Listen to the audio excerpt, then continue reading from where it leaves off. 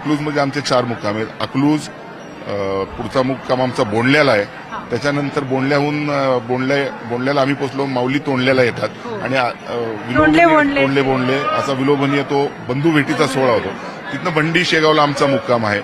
शेवटचा मुक्काम वाखरीला असतो आणि दशमीला आम्ही पंढरपूरला पंढरीरायाच्या नगरीत पोहोचतो. किती दिंड्या आहेत सोपान काकांच्या पालखी? यावर्षी एकूण 126 दिंड्या आहेत. म्हणजे दरवर्षी याच्यामध्ये वाढ होत आहे, कारण माऊलींचा सोहळा फारच मोठ्या प्रमाणात समाज चालतो.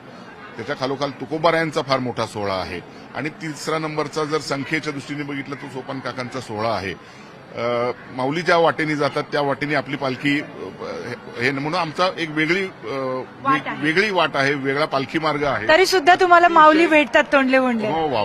ही फार म्हणजे पहिल्यापासूनची ठरलेली भेट आहे, बंधू भेट. आणि ती नुसती माऊलींची सोपानदेवांची ती महाविष्णू आणि ब्रह्माची भेट आहे. कारण महाविष्णूचे अवतार ज्ञानेश्वर माऊली मानले, ब्रह्मसोपान तो झाला, असा तो अद्वितीय सोहळा आहे. तर तिथे म्हणजे हा रस्ता आमचा असा थोडा आतल्या असल्यामुळे दऱ्याखोऱ्यातनं थोडासा डोंगरी भागात निसर्गरम्य आहे आणि वारकरी अतिशय आनंदाने भक्तीने त्या वाटेने प्रवास करतात. आता आज किती वाजता साधारणतः प्रस्थान होणार? साधारण आम्ही 11 वाजता भजन सुरू होईल.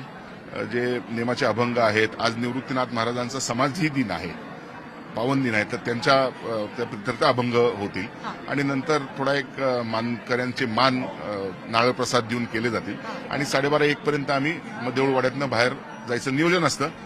एक तास इकडे तिकडे, पण मग सोहळा मार्ग असतो. म्हणजे आणि आजचा पहिला मुक्काम हा जवळच असणार आहे? हा पहिला मुक्काम आम्ही मुद्दाम जवळचा ठेवतो, कारण काही दुपार होते आम्हाला निघायला. इतर वेळेस आम्ही पहाटे 6ला निघत असतो, त्यामुळे 15-17 किलोमीटर सुद्धा एक प्रवास करू शकतो वारकरी.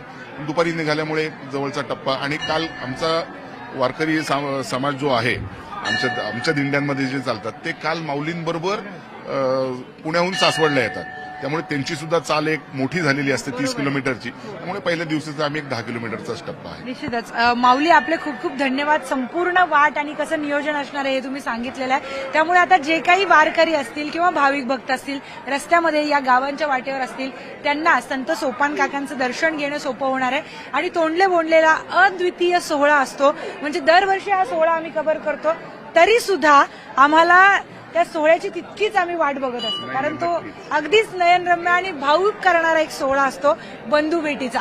त्या सगळ्यांची दृश्य तुमच्यापर्यंत थेट आम्ही पोहोचवणार आहोत. न्यूज 18च्या दर्शकांसाठी सगळे दृश्य एक्सक्लुझिव्ह असणार आहेत.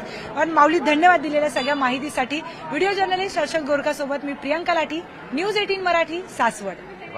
रामकृष्ण हरी.